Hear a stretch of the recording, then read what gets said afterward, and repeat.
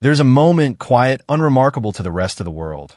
When two people look at each other across a kitchen table or maybe a garden path, and one of them says something like, "What if we actually did it? Not as a dream, not as a someday, as a plan, as a Tuesday, as a thing that is going to happen whether the world is watching or not." That moment happened at Anmer Hall. Nobody photographed it. Nobody live-streamed it. There was no press release, no carefully worded statement from a communications office, no coordinated rollout across 3 social media platforms.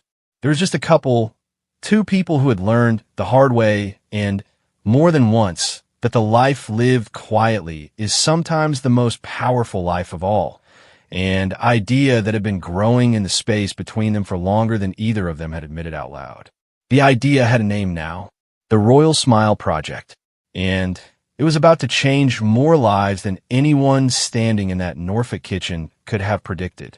Anmer Hall sits on the Sandringham Estate in Norfolk, England, and if you have never been to that part of the country, the best way to describe it is this. The land there looks like it was painted by someone who was trying very hard to get England right. The skies are wide and gray-white and full of changing light. The fields run flat and golden toward tree lines that seem to stand at attention. It is the kind of place where sound travels differently, where you can hear a dog bark from half a mile away, where the silence between sounds is thick enough to hold something in it.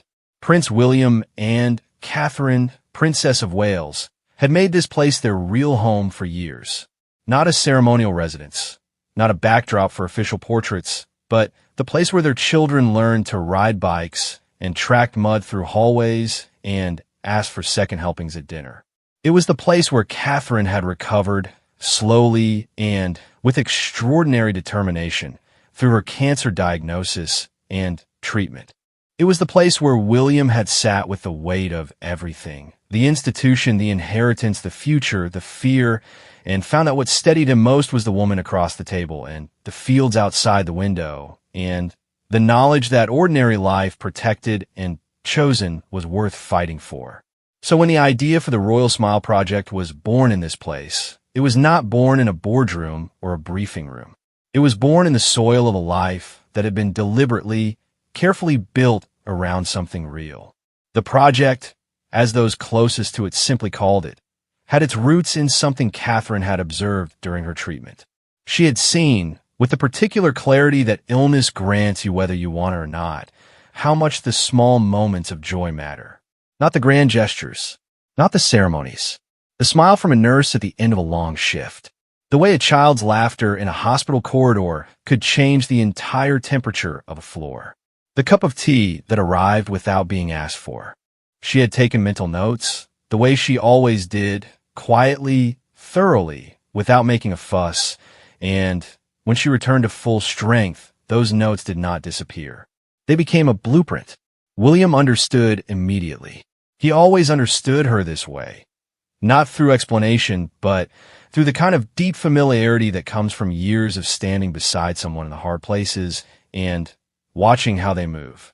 He had seen her, even in her most diminished moments, reach outward, toward the staff, toward other patients, toward anyone nearby who seemed to need something.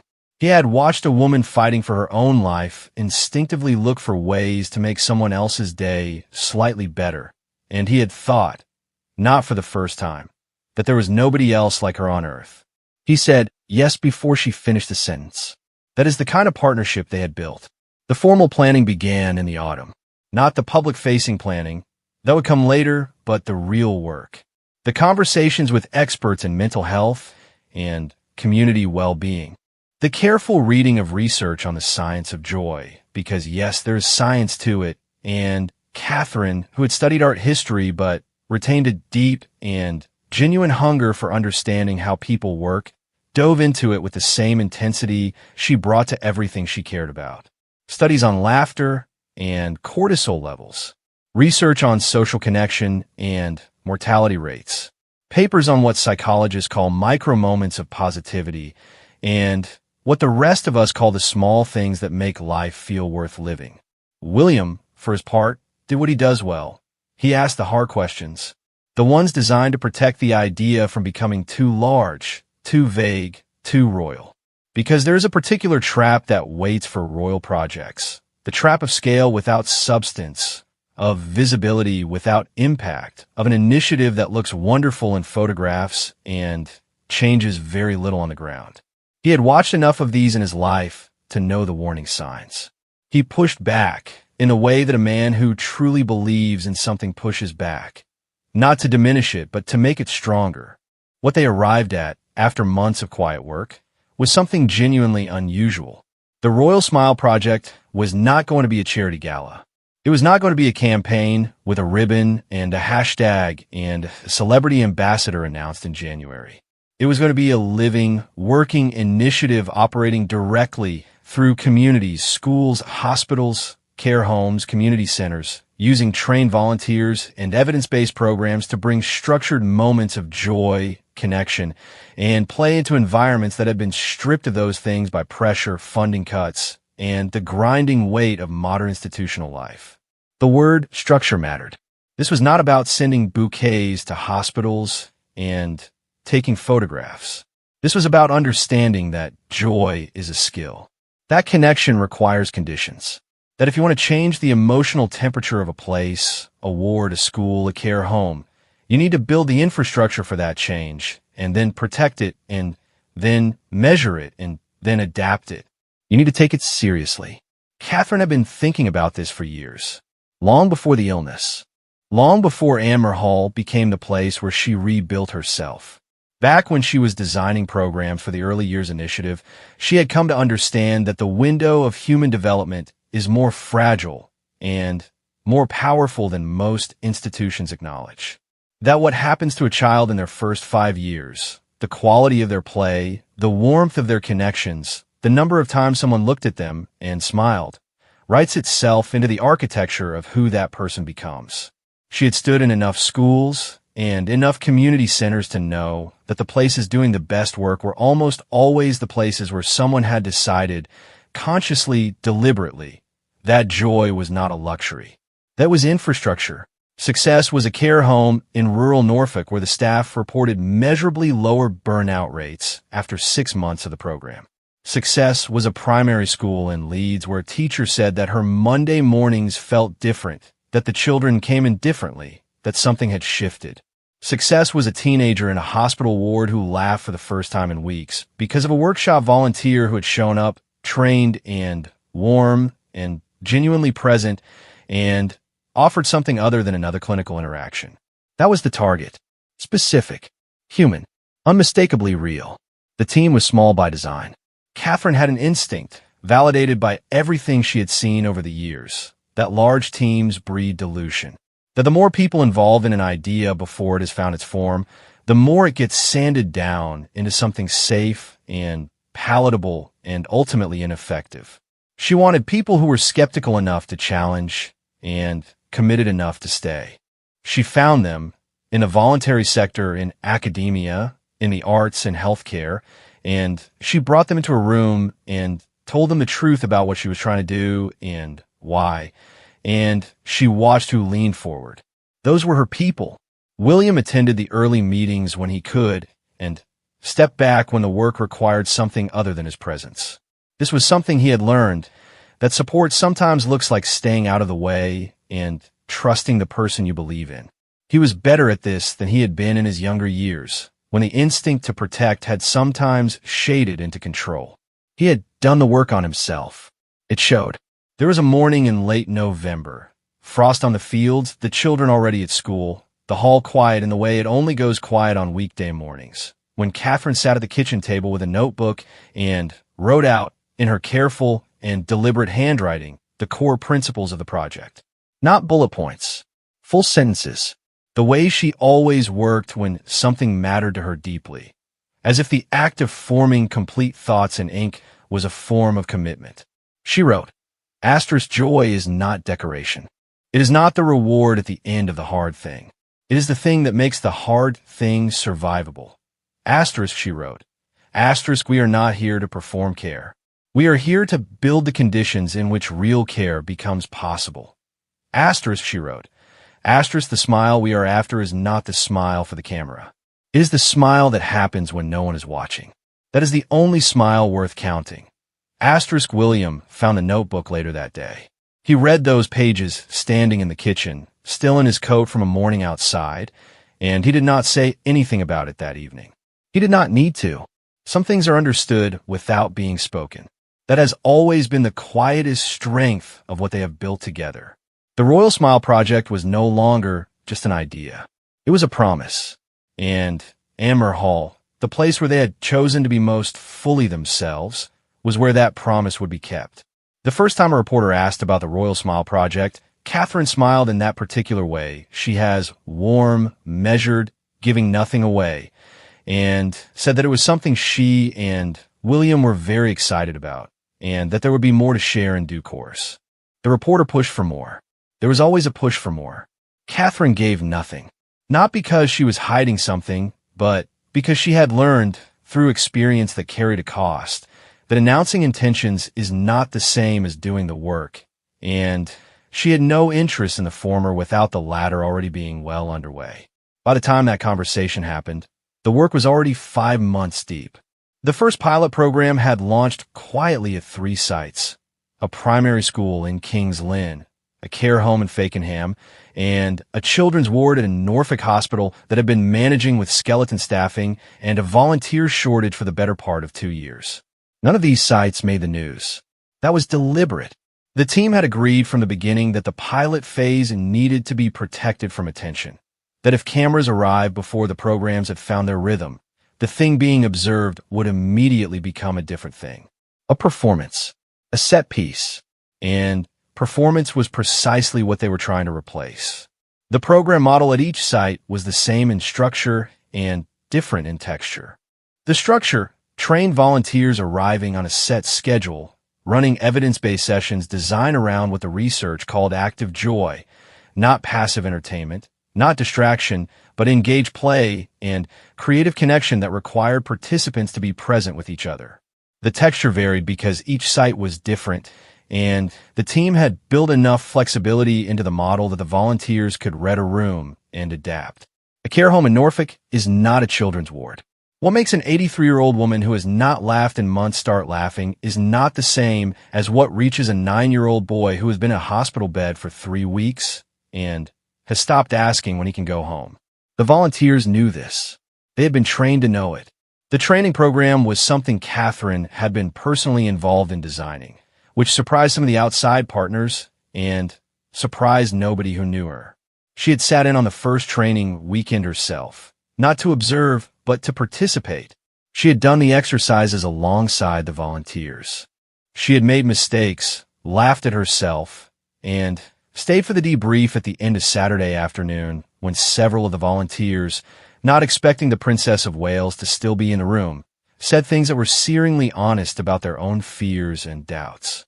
She had listened without redirecting, without reassuring too quickly, without filling the silence with something comfortable. One of the volunteers, a retired teacher named Margaret, in her early 60s, with gray hair and the kind of directness that comes from 30 years in a classroom, said afterward that she had not expected the princess to be that kind of listener, that she had expected polish, a presence, and what she had found instead was someone who was genuinely, quietly paying attention. That was the thing about Catherine that people described again and again, and that the press often missed in its search for something more dramatic. She paid attention. Real attention. Not the performed attentiveness of a public figure going through the motions of engagement, but the kind of attention that costs something, that requires you to set down your own thoughts and actually receive what the other person is offering. It was a skill. It was also, in its way, a form of courage because real attention opens you to things you might not want to feel. She felt them, and she kept going. William's role in the live program was quieter than his role in the planning phase, and he had made peace with that.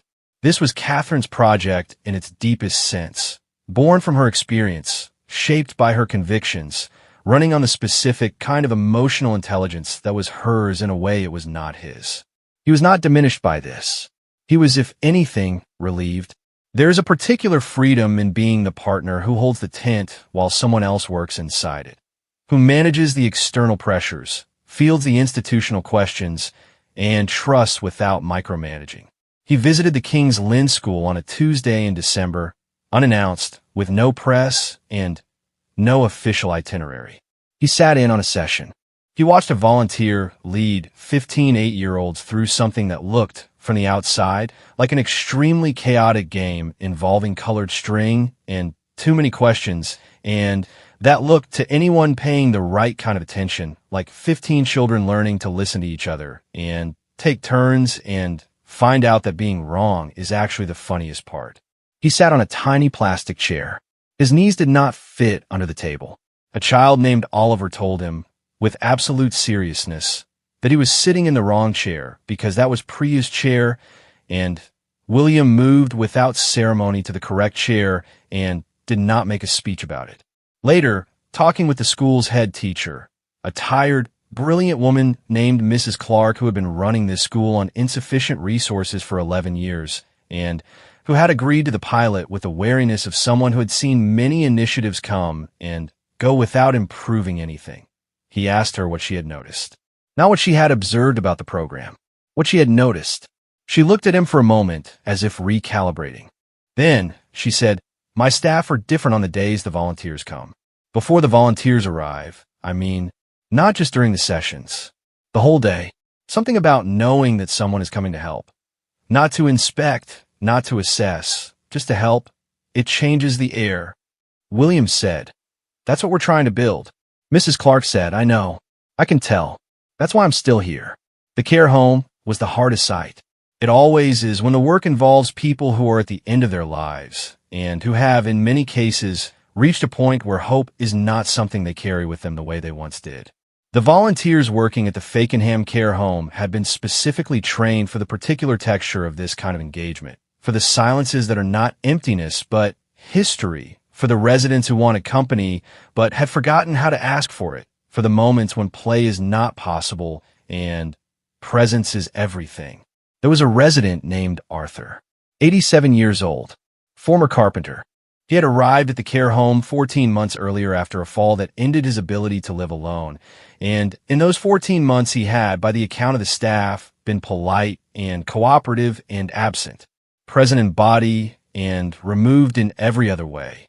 His daughter visited twice a month and always left looking frightened. The volunteer assigned to Arthur's wing was a young man named Declan, 24, training to be an occupational therapist, quiet and unhurried in a way that seemed to belong to a much older person. He did not try to reach Arthur. He simply began showing up near Arthur, sitting at the table where Arthur sat, not filling the silence, not performing cheerfulness, just being there with the kind of patience that does not have an agenda. 3 weeks in, Arthur said, "You're not trying to make me feel better." Declan said, "No." Arthur said, "Good."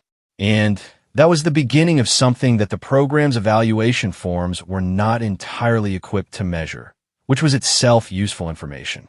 When Catherine received the early evaluation reports from all 3 sites, she read them alone at her desk and made notes in the margins. Not the performance metrics. Those were encouraging and she registered them, but they were not what held her attention. What held her attention were the case notes, the specific, granular, human observations from the volunteers and the site coordinators. The story about the child who had started making eye contact again. The story about the night shift nurse who had told a volunteer that the ward felt different and couldn't explain why but kept saying it. The story about Arthur. She read the section about Arthur twice. Then, she set the report down and looked out the window at the November fields for a long time without writing anything. There's a conversation that happens in every serious project around the moment when it becomes clear that the thing is working. It is a delicate conversation because it contains a temptation, the temptation to scale too fast, to announce too loudly, to let the evidence of impact become a reason to expand before the foundation is strong enough to hold the weight. Catherine had watched this happen to other initiatives, had watched good ideas get stretched into thin, visible versions of themselves, optimized for impression rather than effect. She was not going to let that happen here. The expansion conversation happened in January, in a meeting at Kensington Palace, this time rather than Anmer Hall, a signal in itself that the project was moving into a new phase. The room held 9 people. Catherine, 2 members of her team, 3 representatives from partner organizations, a researcher from a university program on community well-being, and William, who sat to Catherine's left and said very little for the first 40 minutes, and then asked 2 questions that reframed the entire discussion in ways the team will be talking about for weeks afterward. The first question was, how do we make sure that when we scale, we're scaling the conditions that made it work, not just the activities? The second question was, who do we need to be honest with about how long this actually takes? Both questions were directed at the room, but aimed in the way of such things at the partner organizations whose enthusiasm for the pilot's results was beginning to show signs of wanting to move faster than the evidence supported. William had a gift for naming the thing in a room that everyone was moving around, inherited perhaps from years of watching diplomatic conversations at close range, or simply from the particular kind of clarity that comes from being a person who cannot afford the luxury of pretending things are fine when they are not. The room was quiet for a moment after the second question. Then, the university researcher, a woman named Dr. Anand, who had been skeptical of the project at the start and had become one of its most rigorous champions, said, "The funders. We need to be honest with the funders. And with ourselves." Catherine said, "Yes." And the real planning began. The expansion model they agreed on was careful to the point where some people outside the room might have called it slow. 12 new sites over 18 months. No new sites added without a minimum 3-month onboarding period. No site accepted without the full training cycle completed for its volunteers. No evaluation waived for any site, regardless of how promising the early signs looked. The data would be gathered, analyzed, and acted on, not as a justification for the project, but as a way of understanding it deeply enough to protect it from its own good intentions.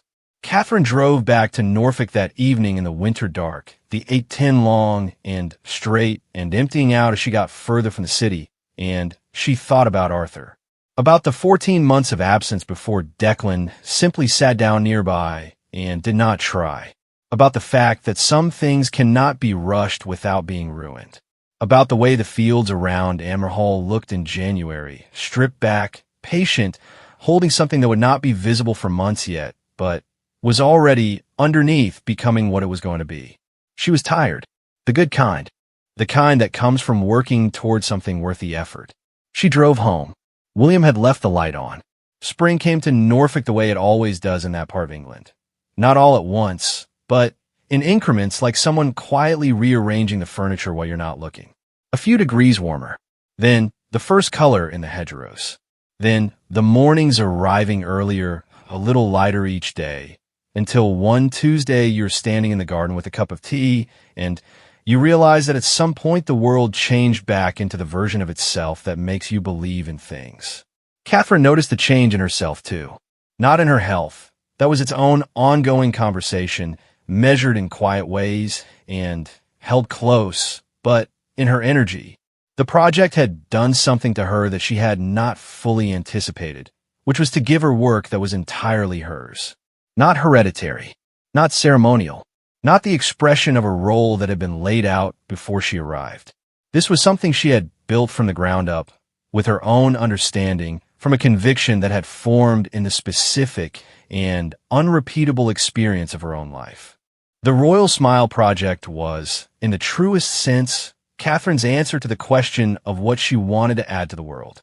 That is a rare thing. For anyone. For a member of the royal family. Rarer still. By March, the 12 new sites had been on board.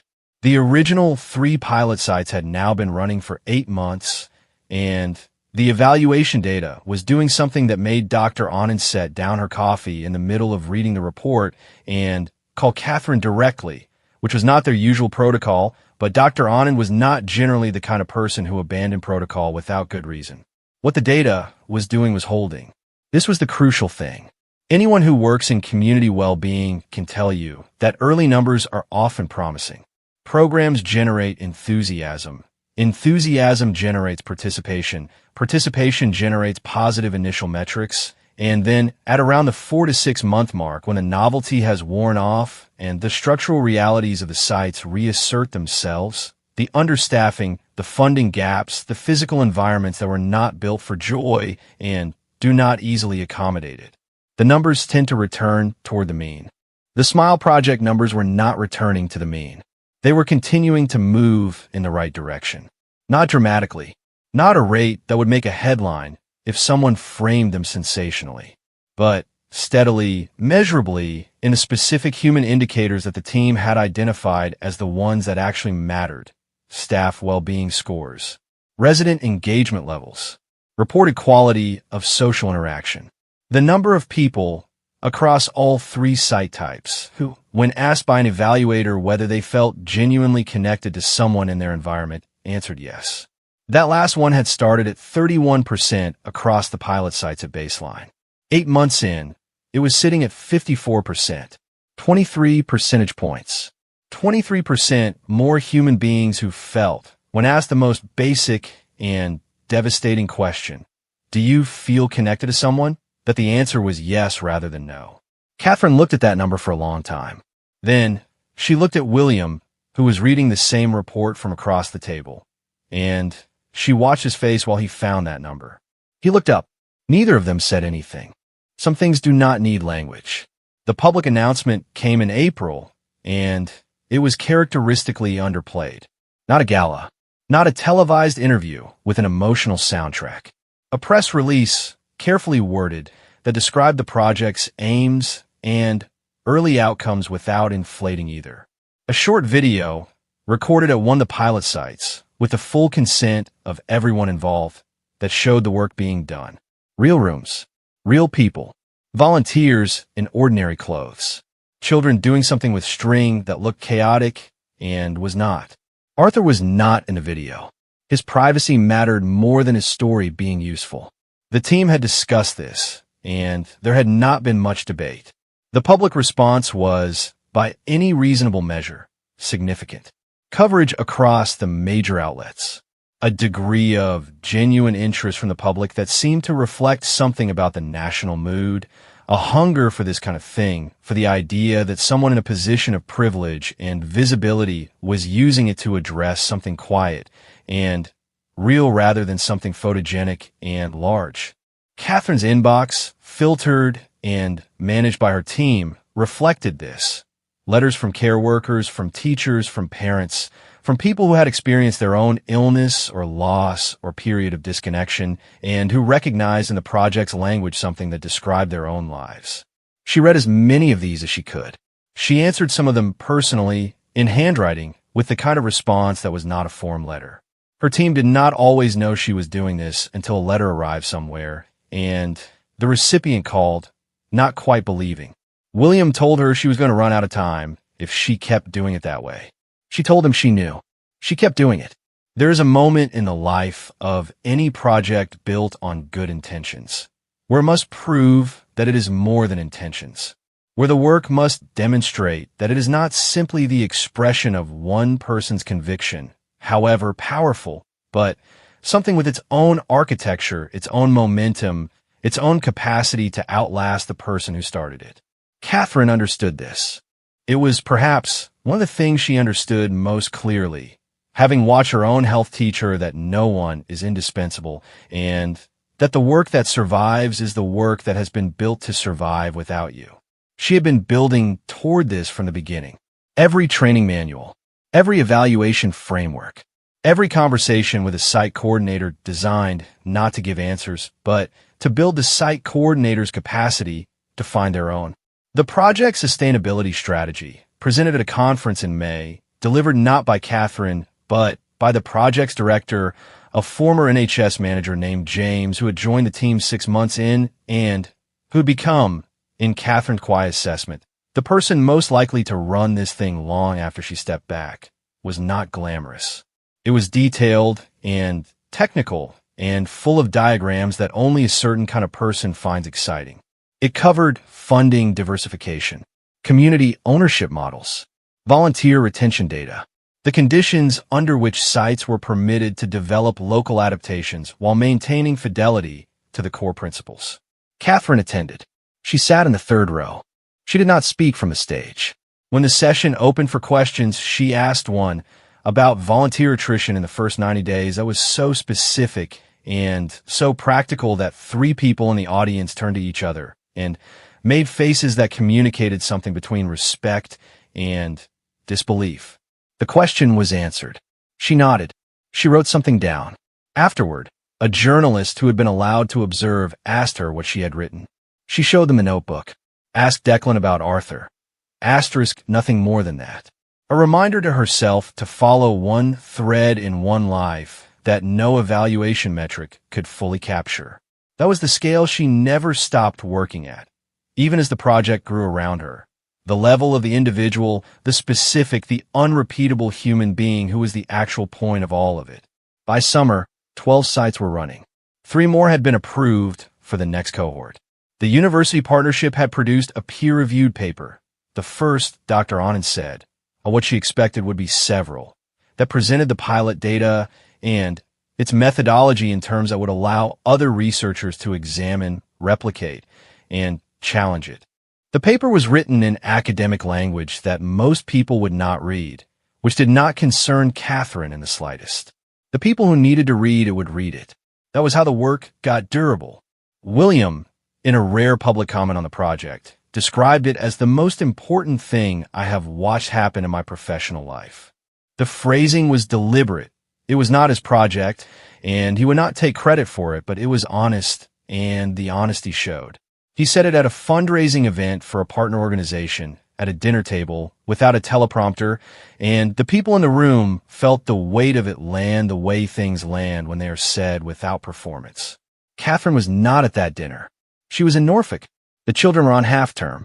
The fields were green. There was a dog that needed walking, and a kitchen that smelled like something baking. And the particular noise of 3 children in a house fills every room in a way that makes the world feel against all available evidence, perfectly sized. She had not seen the news coverage of William's remark yet. He texted her when he got home. They asked me about the project. Asked her, she replied. What did you say? He sent her the quote. She read it. Then she put the phone down and went back to the kitchen. There will be a day, not yet, but coming, when the Royal Smile Project will exist in a form that requires neither of them to hold it upright. When it will be so embedded in the communities it serves, so run by the people it has trained and the partnerships it has built, that the question of where it came from will be less important than the fact that it is there. That is the goal. Not legacy, not visibility, not the kind of success that looks good at a distance. The kind of success that happens in rooms where no one is watching.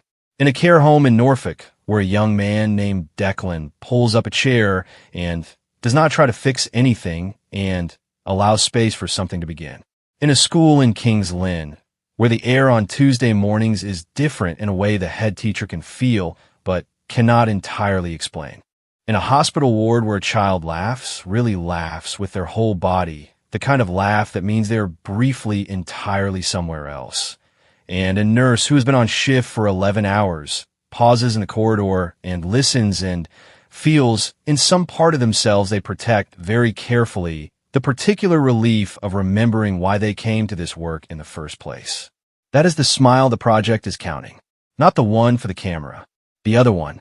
The one that happens when no one is watching but the people it matters to, and that stays with them, small and specific and quietly permanent, long after the moment has passed. At Anmer Hall, the fields were green. The children were home. 2 people who had chosen each other repeatedly and deliberately through everything the world had thrown at the choice, moved through the ordinary rituals of a summer evening in a place they had built to be real. The project was alive. The work continued. And somewhere in Fakenham, Arthur was in the garden with Declan, both of them saying almost nothing, the silence between them full of something that did not have a name yet, but was by any measure that mattered joy.